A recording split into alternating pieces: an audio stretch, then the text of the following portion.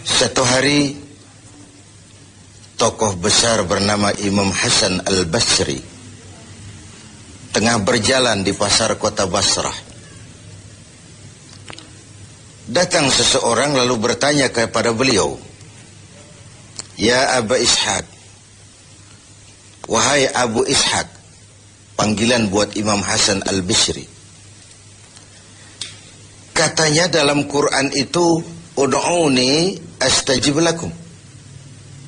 Berdoalah kepadaku, aku akan jawab doamu. Mintalah kepadaku, aku akan penuhi permintaanmu. Begitu janji Allah dalam Quran. Lah kami ini, kata si orang tadi, sudah lama berdoa kepada Allah. Sudah banyak kali kami memohon kepadanya. Wah, kok sampai sekarang doa kami nggak dijawab-jawab, nggak pernah dikabulkan. Ini bagaimana? Katanya berdoa, aku kabulkan. Sudah lama kami berdoa. Kenapa nggak pernah dikabul-kabulkan? Apa doa kami salah pasang? Apa Tuhan pas kebetulan nggak dengar? Atau bagaimana ini? Imam Hasan Al-Basri senyum lalu menjawab, "Ya ahlal Basrah, hai penduduk Basrah, hatimu mati. Dari hati yang mati, bagaimana mungkin doa akan terjawab?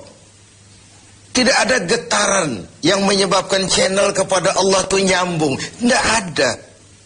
Dari hati yang mati, doa tidak mengeluarkan getaran untuk sampai kepada aras. Hatimu mati, maka doamu tidak dikabulkan." Kita renungkanlah jawaban ini.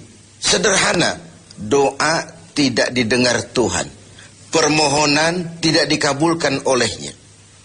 Tapi kalau kita mau menukik kepada renungan yang lebih jauh, kemalangan apa yang lebih besar? Selain daripada kalau Allah sudah berpaling kepada kita dalam hidup ini. Permohonan tidak didengar, doa tidak dikabulkan, Allah sudah masa bodoh dengan kita. Kemana lagi langit tempat kita bernaung? Kemana lagi bumi tempat kita berpijak? Kalau Allah sudah berpaling dalam hidup ini kepada kita, itulah kemalangan yang paling besar dalam hidup ini. Sementara kita berleha-leha, menurut kita kemalangan itu kehilangan jabatan. Kemalangan itu kehilangan harta benda. Kemalangan itu adalah kehilangan orang yang kita sayangi. Allah berpaling dalam hidup kita, tidak pernah kita melakukan evaluasi. Nah, apa yang menyebabkan hati itu jadi mati? Sehingga tidak ada getaran yang nyambung ke aras, yang mengakibatkan Tuhan berpaling dari kita. Doa tidak lagi didengar, permohonan tidak lagi dikabulkan. Ada beberapa hal yang menyebabkan hati jadi mati, sehingga doa tidak terangkat. Imam Hasan Al-Basri menjelaskan beberapa faktor yang menyebabkan hati menjadi mati. Tidak ada lagi getaran yang mengantarkan doa ke aras, sehingga Tuhan pun berpaling. Yang pertama kata beliau, "Araftumullaha wa lam tu'tuhu haqqah." Kamu kenal Allah, tapi haknya untuk disembah, kewajibanmu untuk menyembah, tidak pernah kamu laksanakan. Bagaimana hati tidak jadi mati? Kenal. Siapa pencipta alam semesta? Allah. Siapa pencipta lautan, gunung, sungai? Allah. Siapa pencipta langit dan bumi? Allah. Siapa pengatur segala-galanya? Allah. Sholat apa tidak? Tergantung kebutuhan. Kamu kenal Allah, tapi haknya untuk disembah, kewajibanmu untuk menyembah, tidak pernah kamu laksanakan. Bukankah simpel bahwa Fatihah saja mengajarkan iyyaka na'budu wa iyyaka nasta'in?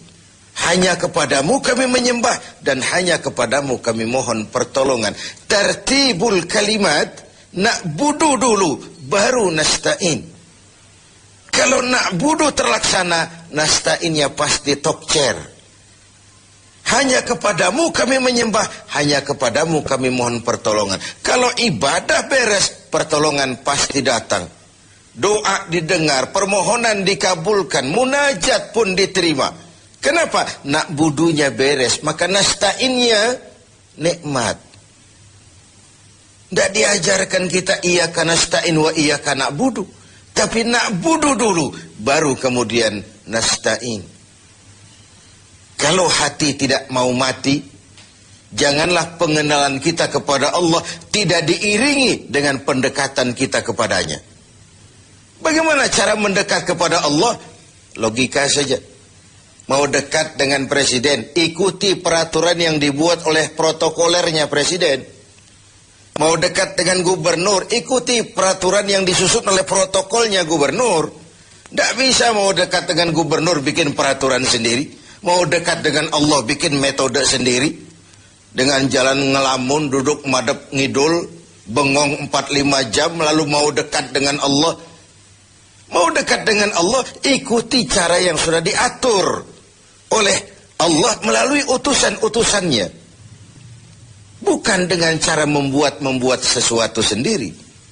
Ini yang pertama.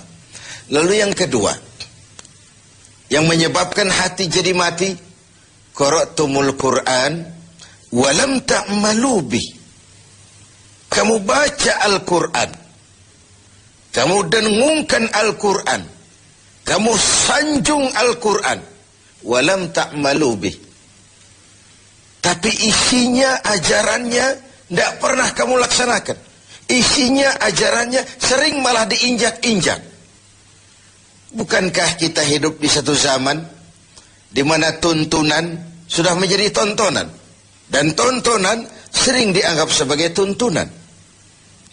Bukankah kita hidup di satu masa di mana orang yang jujur dikhianati dan pengkhianat malah diberikan amanah?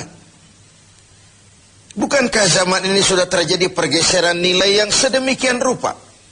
Kita baca Al-Quran, kita musabakohkan pula bacaannya, tapi isinya, ajarannya tidak pernah kita laksanakan. Bahkan nyaris sering kita injak-injak. Hati jadi mati.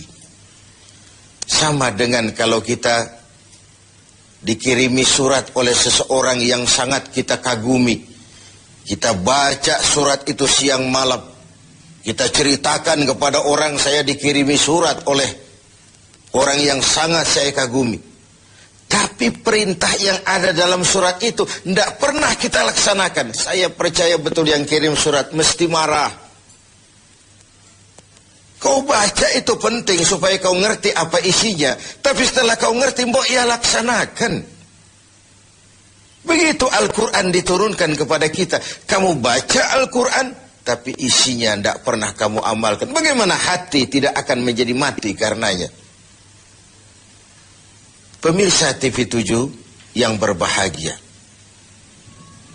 Yang ketiga, penyebab hati itu menjadi mati. Akaltum ni'mata rabbikum walam tashkurulah.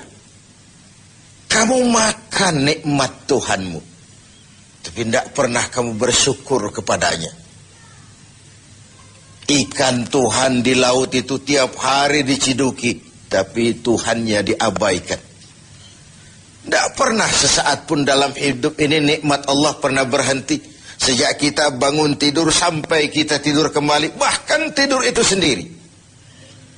Dari sekian nikmat yang kita tidak akan pernah sanggup menghitungnya, Tuhan cuma minta syukuri nikmat itu. Kalau kau syukuri, aku tambah. Kalau kau ingkar, azabku itu pedih. Tiap hari kau makan nikmat Tuhanmu, akaltum ni'mata rabbikum. Kau makan nikmat dari Tuhanmu, walam tashkurulah. Tapi kepadanya kamu tidak pernah bersyukur. Baik syukur dalam bentuk ucapan, lebih-lebih syukur dalam bentuk perbuatan. Karena kalau syukur ucapan semua bisa. Alhamdulillah, terima kasih Tuhan, puji syukur, terima kasih Tuhan. Tapi perbuatannya sering tidak sinkron dengan ucapannya. Kalau saya diberikan harta oleh Allah, mulut saya tidak pernah berhenti. Alhamdulillah Tuhan, terima kasih dikasih harta. Tapi pelitnya 17 setan. Rasanya orang itu baru syukur perbuatan, baru syukur ucapan, belum syukur perbuatan. Karena syukur perbuatan artinya mempergunakan suatu nikmat sesuai dengan kehendak yang memberikan nikmat itu. Allah memberikan harta kepada saya. Apa yang Allah kehendaki dengan menggunakan harta ini? Bagaimana kehendak Allah tentang penggunaan harta ini? Allah memberikan jabatan kepada saya. Apa yang Allah kehendaki dengan memberikan jabatan ini kepada saya? Mempergunakan suatu nikmat sesuai dengan kehendak yang memberinya. Itulah syukur yang sebenarnya. Ini yang keempat. Yang kelima, penyebab hati itu jadi mati. Qultum annal mauta haqqun wa lam tasta'iddu lah. Kamu yakin, kamu percaya, kamu tahu betul hidup akan berakhir dengan kematian. Namun kau tidak pernah mempersiapkan diri untuk itu. Baik menghadapi kematian maupun menghadapi yang lebih penting sesudah kematian. Karena mati pada dasarnya sebuah peralihan dari sebuah tahap kehidupan kepada tahap kehidupan yang berikutnya. Bukan akhir. Bahkan saya lebih cenderung mengatakan mati adalah istilah yang digunakan bagi orang yang sedang hidup. Sipulan mati itu kan kata yang hidup. Yang mengalami sedang pindah ke alam lain. Jadi tidak ada alasan hidup sulit benar, mending mati habis urusan. Tidak selesai sampai di situ. Tidak selesai urusannya. Hidup terus berlanjut di alam barzah, terus berlanjut di alam mahsyar. Ini satu perjalanan panjang. Seperti kita akan berangkat ke luar kota yang jauh, tentu kita harus menyiapkan bekal. Semakin jauh perjalanan, semakin banyak bekal yang kita bawa.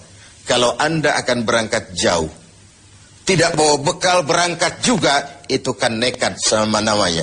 Sampai ke tujuan belum tentu, sengsara di jalan sudah pasti. Kenapa? Tidak ada bekal kok berangkat. Begitulah kita sebagai manusia, hamba Allah. Perjalanan panjang, belum siap bekal, belum cukup ibadah kita, sudah datang saat kematian. Tentu artinya belum punya bekal sudah berangkat. Alamat sengsara di jalan karena bekal tidak ada. Inilah Ramadan di mana kita antara lain menyiapkan bekal-bekal untuk menghadapi hidup sesudah kehidupan yang